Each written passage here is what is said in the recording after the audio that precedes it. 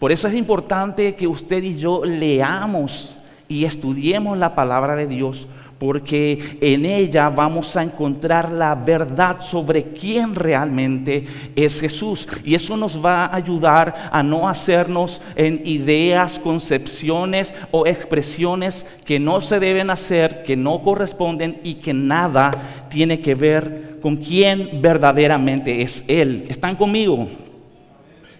¿Quién es Jesús?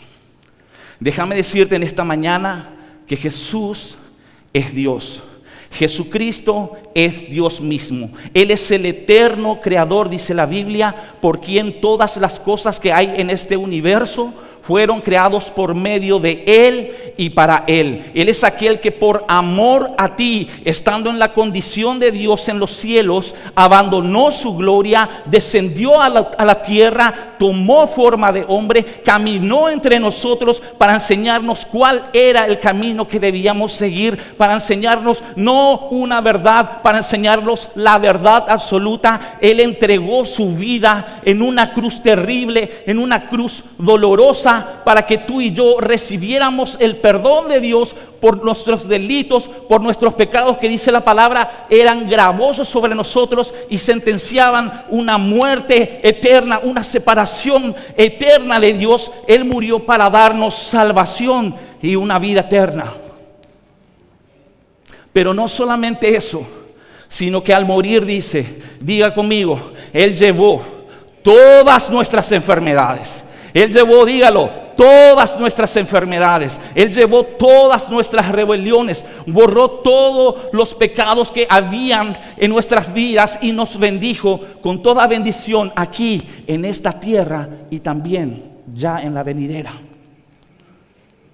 Escuche bien, a Él nadie le quitó la vida, sino que la palabra, y Él mismo dijo, nadie me quita la vida, sino que yo misma la tomo y la entrego, para que tú y yo en esta mañana tengamos la legalidad. Es un poder, es una potestad aquí en la tierra, en el mundo espiritual y en los cielos, de ser llamados y reconocidos por el universo entero como los hijos y las hijas de Dios. ¿Cuántos dicen amén? ¿Por qué no le das un fuerte aplauso al Señor? Tremendo título, tremendo poder. Así como cuando usted se va a la escribanía y se le otorga un poder, Dios nos otorgó el poder de ser llamados hijos e hijas de Dios. Lo reconoce esta tierra, lo reconoce el mundo espiritual de los ángeles y los demonios, y reconoce el cielo entero. Eso es una tremenda bendición.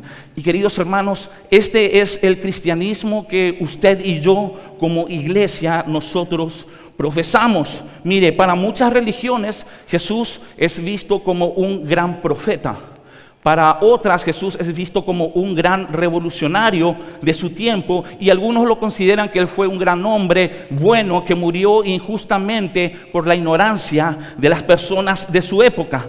Pero permítanme decirles en esta mañana que lo que realmente hace la diferencia y hace la distinción entre todas las demás religiones que existen en este mundo, lo que hace esa distinción de la fe que usted y yo profesamos como iglesia, y que es uno de los fundamentos principales más importantes de la fe, es que Jesucristo, Dios hecho hombre, cuando entregó su vida en la cruz, Él no quedó en esa cruz, sino que Él ha resucitado. Él vive y está presente hoy aquí. Hoy está presente aquí, en medio de nosotros y en nosotros.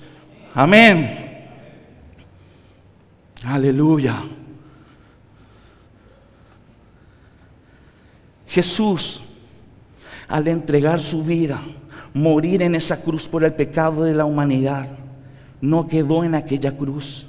La muerte no le detuvo, la muerte no le pudo contener, sino que Él venció la muerte y Él ha resucitado. Y esto es importante que usted le dé la magnitud de lo que corresponde. Él está vivo y Él está hoy aquí, presente con nosotros. Mire, en el mundo pueden existir millones de religiones y miles de filosofías de vida, como las hay muchísimos movimientos. Pero escuche, ninguna de esas millones de religiones y miles de filosofías pueden traer a Dios al presente, a la hora. Jesús no quedó en esa tumba está vacía, y la resurrección de Jesús es la evidencia de que Él vive en el presente, Él vive en el ahora, Él vive en un presente continuo, eterno, y desea habitar en cada uno de nosotros. Él desea habitar en cada uno de nosotros. Escuche bien, no solamente para manifestar el poder de su resurrección, para darnos algún día la vida eterna, sino que para manifestar el poder de su resurrección en toda aquellas áreas en nuestras vidas que puedan estar muertas, que puedan estar secas, que puedan estar estériles. ¿Por qué? Porque Él vino para darnos vida. ¿Pero qué tipo de vida? En abundancia. Aleluya. Quiero que diga conmigo: Él ha resucitado y está hoy aquí presente. Dígalo con fe: Él ha resucitado y está hoy aquí presente. ¿Puede dimensionar la magnitud de esa verdad? Y usted me va a decir cómo yo sé que Jesús está presente. Mire, Apocalipsis capítulo 19, versículo 10, en la parte final de ese versículo dice que el testimonio de Jesús es el espíritu de la profecía.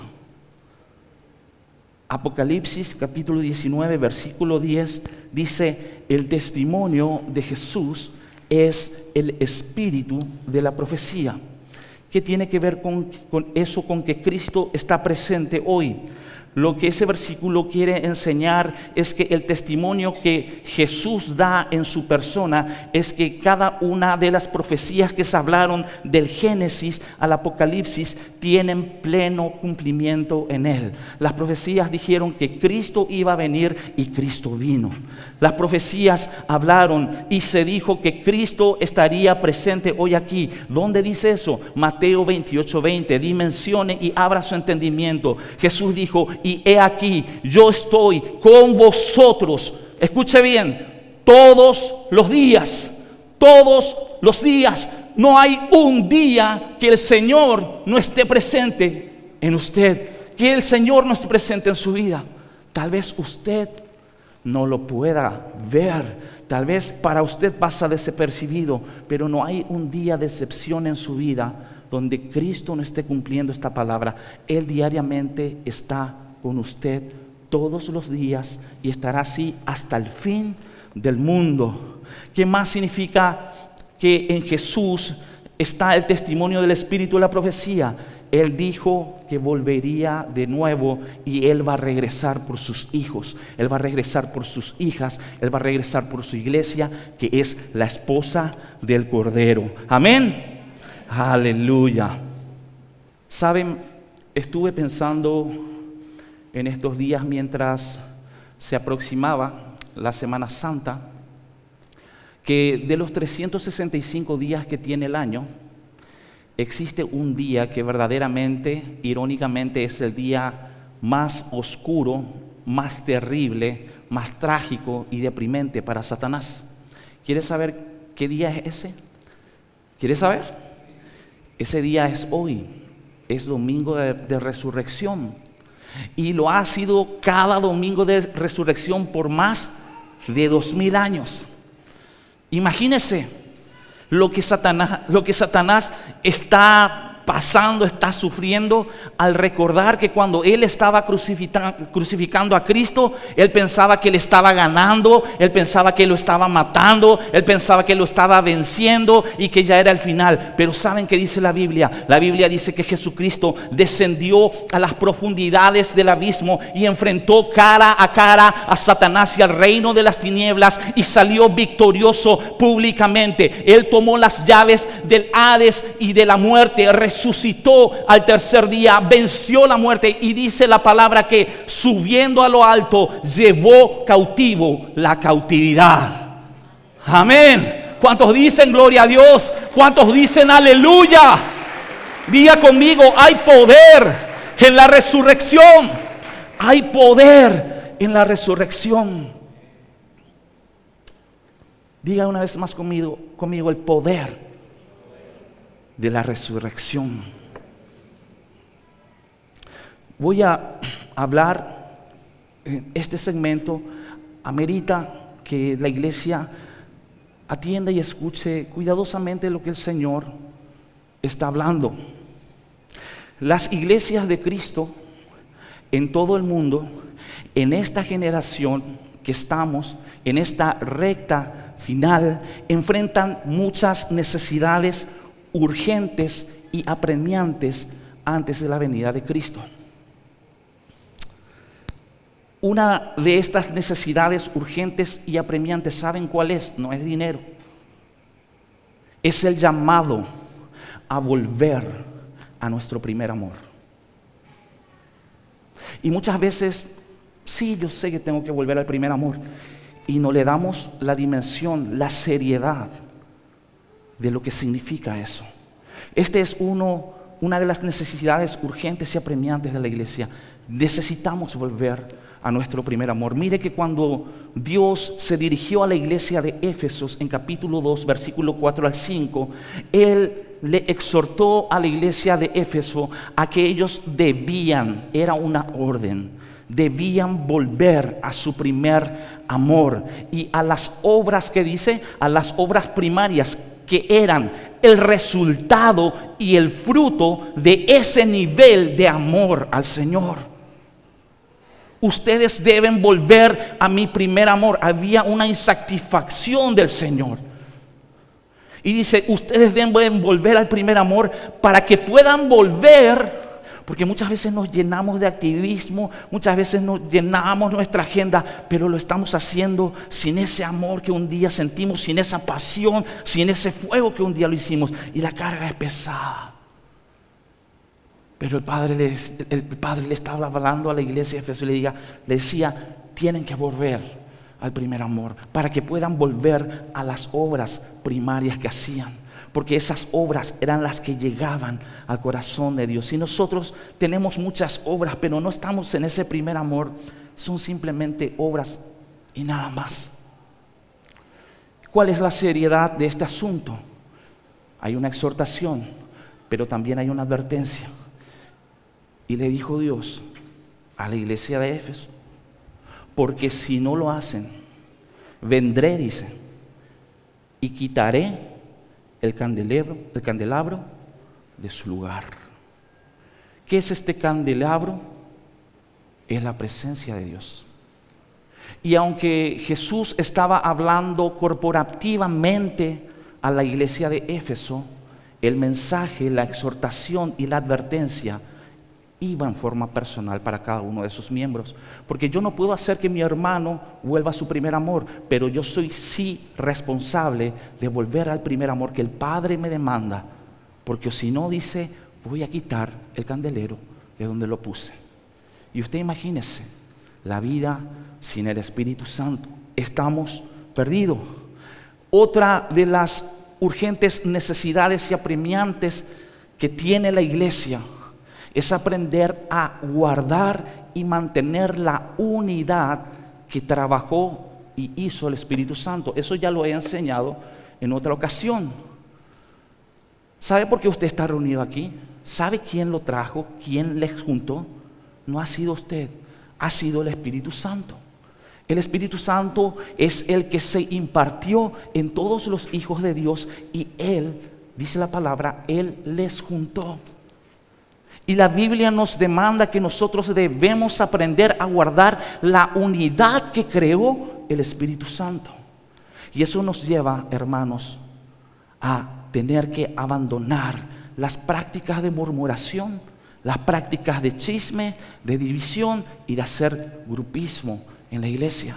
¿Saben por qué? Porque cuando nosotros operamos en esa conducta, estamos trabajando en oposición directa al trabajo del Espíritu Santo. Cuando usted murmura de su hermano, cuando usted murmura de su hermana, cuando usted quiere socavar la autoridad de algún pastor o de algún líder, ¿saben? Usted se pone en contra del Espíritu Santo. Usted está siendo enemigo directo de Él.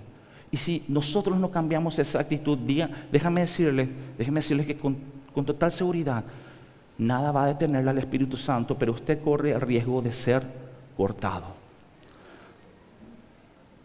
Porque la unidad que logró el Espíritu Santo para hacer la iglesia de Cristo es el resultado de la muerte y de la resurrección de Jesús. Y si nosotros hacemos algo en contra, vamos en contra de ese sacrificio. Amén. La siguiente necesidad urgente y apremiante que atraviesan las iglesias de Cristo en esta generación es que como iglesia tenemos que aprender a amarnos los unos a los otros, no como a nosotros mismos, sino como dice la Biblia, como Cristo nos amó. ¿Cuál es el problema de amarnos a nosotros, de amarnos entre nosotros como a nosotros mismos? Que si yo le voy a amar a mi hermano como yo me amo a mí mismo, yo en mi propio amor humano y errado tengo condicionamientos. A este sí le voy a amar, a este no le voy a amar, este sí es de mi agrado, este sí, este no me agrada, este hace las cosas bien, y condicionamos el amor de acuerdo a cómo nosotros nos amamos. Entonces Jesús viene y dice, les doy un nuevo mandamiento. Y cuando dice mandamiento es una orden y hay que cumplirla, porque si no lo hacemos va a haber una consecuencia.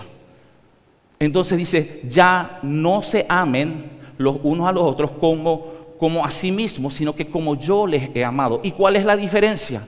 Que cuando Cristo amó no hubo ningún condicionamiento en Él para amarte y para recibirte. Vos y yo éramos los peores, los más bajos y sucios pecadores, pero Él dijo, yo te amo, yo te acepto. Y escuche bien, usted no está obligado ya a amarle a su prójimo como a sí mismo, pero sí tiene el mandamiento y la orden del Señor de amarnos como pueblo, como Él lo hizo.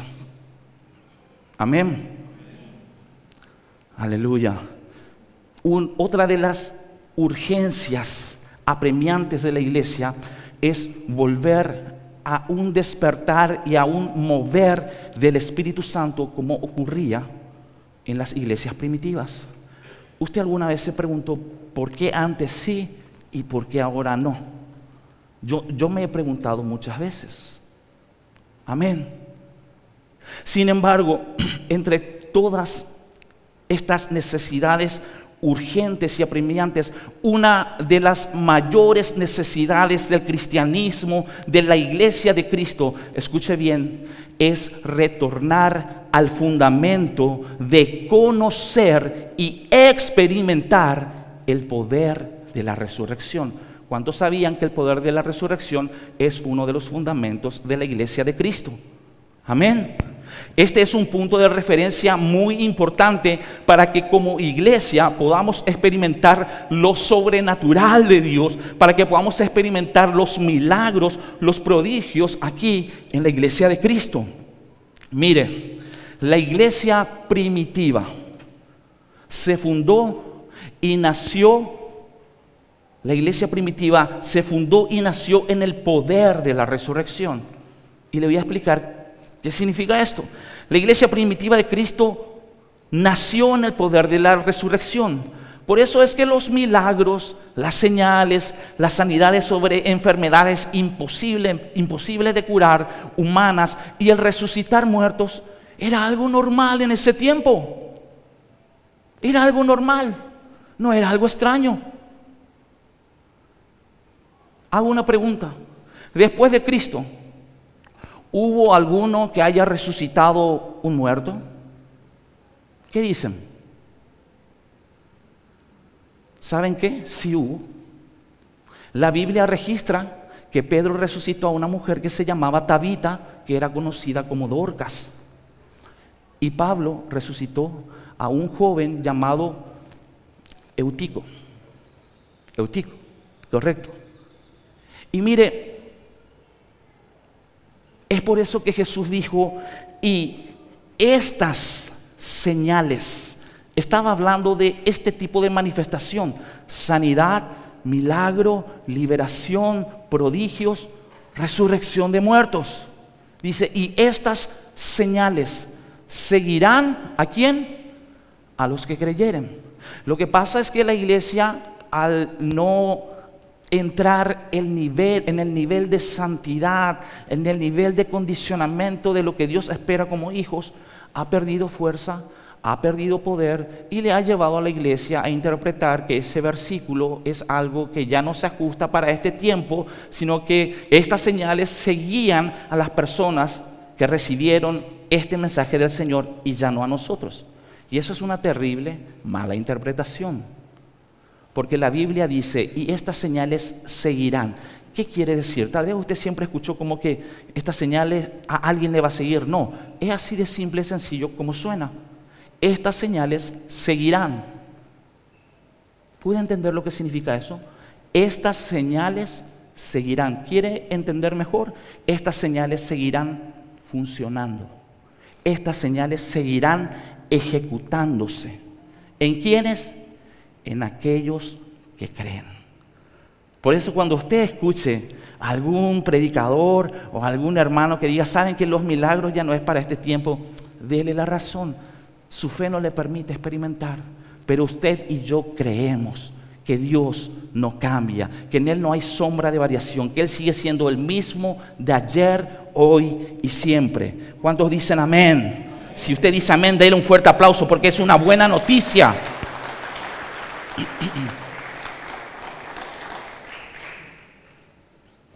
¿Sabe? Imagínese Pedro resucitando a una mujer. Ya no estaba el Señor. Y a mí me gusta Pablo. Me gusta más la resurrección que hizo Pablo con Eutico. ¿Saben por qué? Porque yo digo que Pablo es el elemento clave, es la evidencia que ese mensaje no fue solamente para los 11 apóstoles, porque uno se suicidó. Pablo no estuvo allí con Jesús. Pablo es el resultado después de Jesús, al igual que usted y que yo. Y Dios le mostró a Pablo que su poder no se había cortado.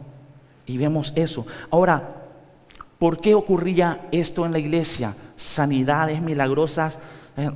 No quiero ofender a nadie, pero mire, estamos en un tiempo donde estamos arrastrando los milagros. Dice, sí le creció 1 milímetro su pie. Estamos hablando de milagros verdaderos. Ciegos de nacimiento que recibían la vista, personas que eran sordas de nacimiento, personas que tenían enfermedades terminales eran sanadas, muertos eran resucitados, había milagros, señales y prodigios. Esto pasaba en la iglesia primitiva después de Cristo.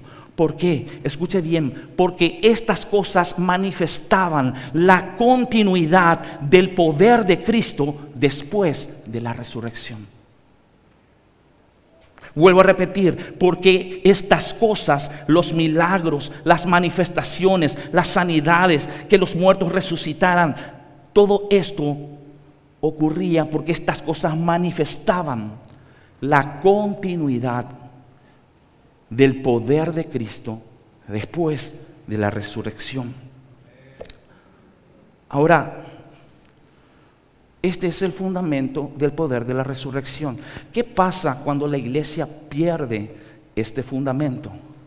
La iglesia comienza a debilitarse, la iglesia pierde fuerza, la iglesia pierde poder y la iglesia va comenzando a depender cada vez más de recursos humanos, de estrategias humanas inútiles y de la ciencia más que el poder de Dios. Este es un tiempo donde buscamos muchas estrategias para llenar la iglesia. ¿Saben cuál era la estrategia? En aquel tiempo no había una guitarra Fender, no había una batería, no había nada. ¿Saben cuál era la estrategia? Era el poder de la resurrección. Era el poder que había comprobado la iglesia primitiva. Ellos habían entendido que cuando Cristo partió, la iglesia quedó en el lugar de Cristo para darle continuidad a las obras y al poder de Cristo. Eso es lo que llamamos el fundamento del poder de la resurrección. Y como iglesia necesitamos estar fundamentados en el poder de la resurrección, en el poder que hay en esa resurrección. Es una herencia que se nos dejó como iglesia. ¿Sabe cuál es la parte más fuerte de una planta o de un árbol? es su raíz.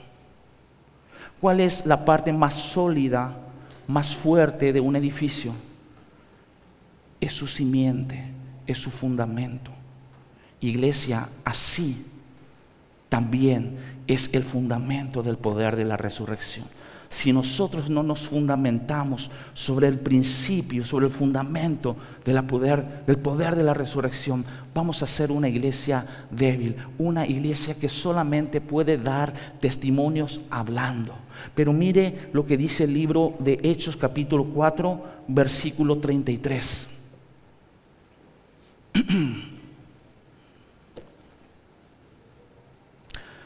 Hechos capítulo 4, versículo 33.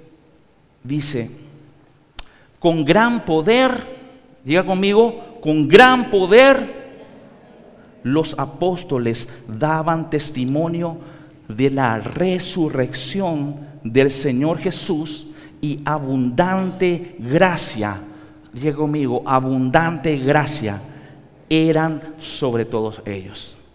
¿Por qué dice con gran poder? ¿Por qué hace ese énfasis?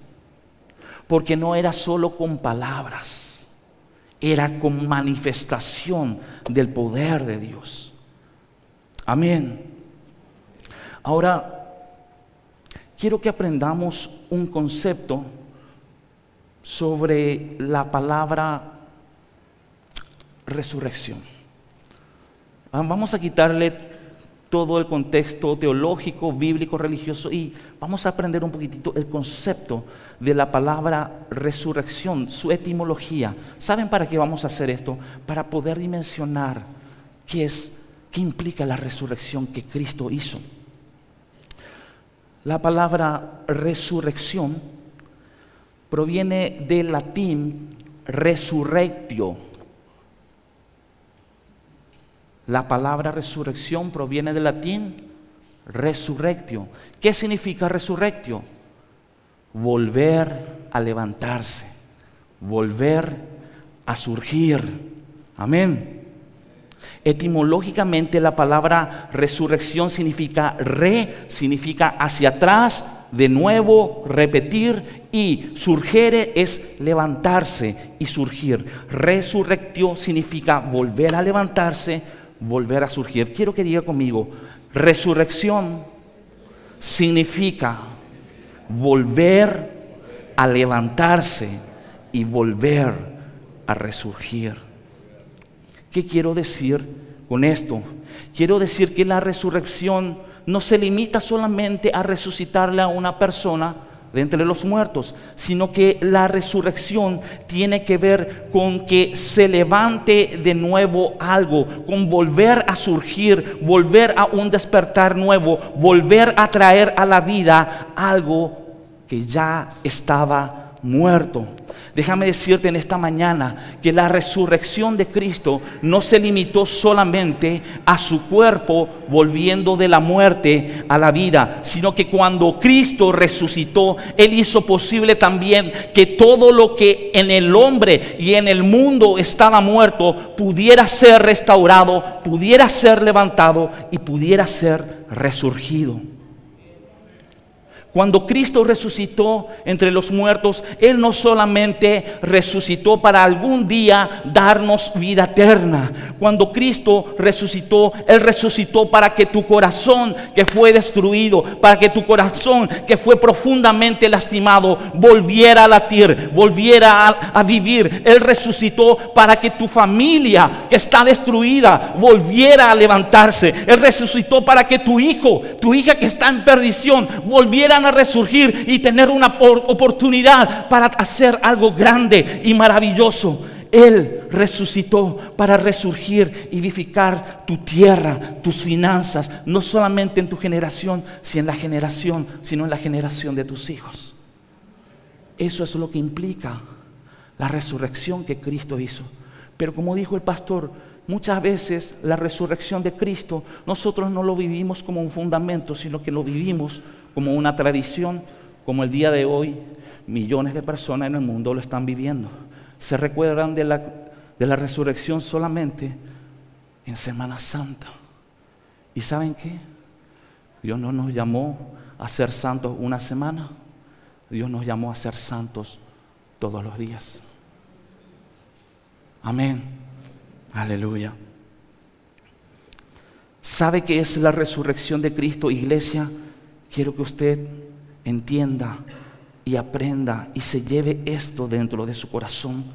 La resurrección de Cristo es la continuidad de la vida, de las obras y del poder que Cristo hacía cuando estaba en la tierra. La resurrección es la continuidad de la vida, de las obras, del poder que en Cristo actuaba y de lo que Él hacía después de la resurrección. Pero ¿a través de quién en este momento? A través de usted y de mí. Mire, si usted creía que usted no tiene trabajo en el Señor, está muy equivocado. Tenemos el desafío, lo voy a decir, tenemos el desafío y la orden de sanar enfermos, de libertar cautivos. Jesús dijo, id y resucitad muertos. Hay trabajo, iglesia, pero usted y yo tenemos que volver al fundamento de la herencia, del poder que hay en la resurrección de Cristo. Después de la resurrección de Cristo, Dios abrió un portal sobre la vida de sus hijos, escuche bien, para que la vida y el poder de Cristo siga actuando, siga ejecutándose hasta su venida. El Señor va a pedir cuenta de estas cosas y usted no va a tener pretexto. Usted no le va a decir al Señor, es que Señor, vos ya no sanabas. No, es nuestra responsabilidad. ¿Sabía usted que toda la plenitud del poder del Padre habitaba corporalmente en el Hijo? Toda la plenitud del poder del Padre habitaba, dice la Biblia, corporalmente en Jesús. Y fue ese poder el que operó en Él y le levantó de los muertos. Escuche bien, ese poder del Padre que habitaba en Cristo es el que operó y es el que hizo el trabajo de levantarle de los muertos. ¿Y saben qué? Escuche bien, iglesia.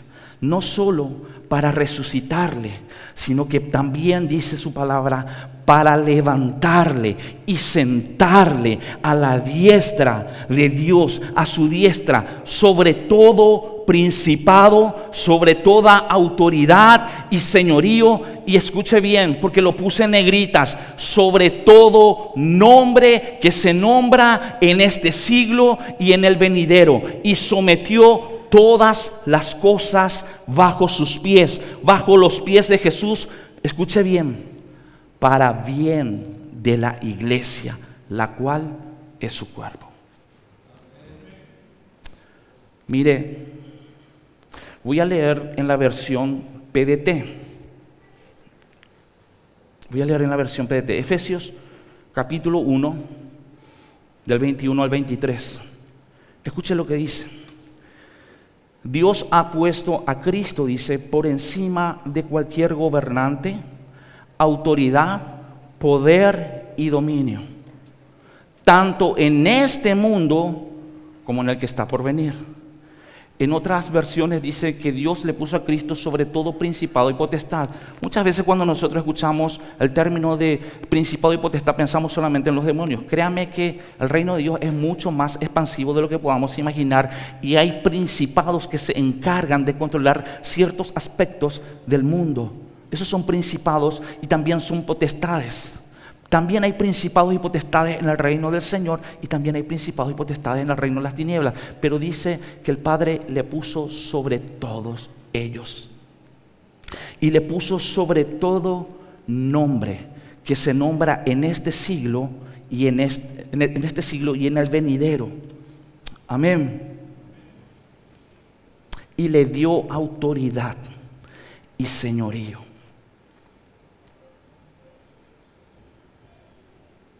El Señor me ministró mucho esta palabra. Le puso sobre todo nombre que se nombra en este siglo y en el venidero. El mundo lo llama adicción. Ese es el nombre que el mundo le ha dado.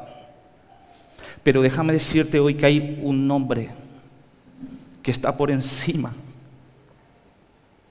de ese nombre. El mundo lo llama cáncer.